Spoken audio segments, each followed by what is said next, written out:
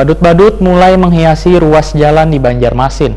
Aktivitas mereka yang sudah berlangsung sekitar setengah tahunan ini dianggap mengganggu ketertiban umum, sehingga terkadang mereka terjaring Satpol PP Banjarmasin wayah penertiban. Dari hasil penertiban, ternyata muncul adanya dugaan eksploitasi anak dikarenakan mayoritas dari mereka adalah kekanakan. Nah, pemirsa, berikut kabar lebih lengkapnya.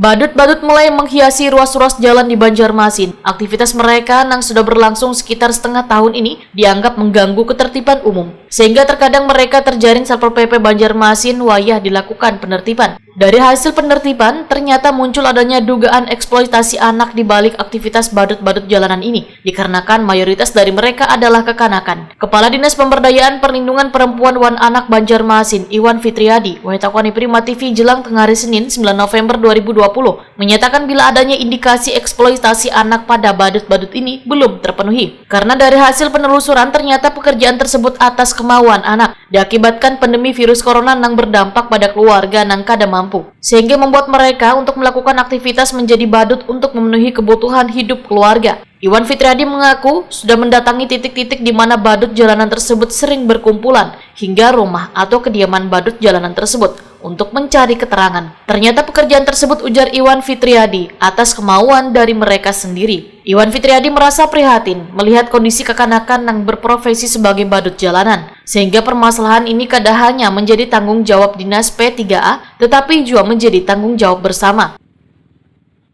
Misalnya anak-anak kita yang katakanlah ditertibkan oleh rekan-rekan televisi, ya kami sangat berharap bahwa memperlakukan mereka ya seperti memperlakukan anak-anak gitu kan.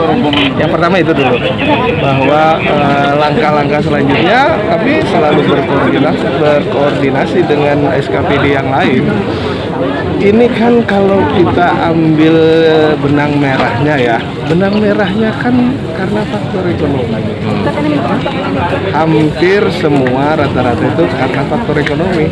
Faktor ekonomi kan peran kita semua tuh untuk bagaimana supaya ekonomi keluarga mereka ini menjadi baik. Nah itu koordinasi kami ya dengan kawan-kawan dinas sosial, kemudian dengan dinas koperasi UMKM, dan seterusnya. Langkah konkretnya Pak dari Dinas Perlindungan Anak ini untuk menangani mereka yang masih berkeliaran di jalan, mungkin atau kembali lagi setelah dijaring.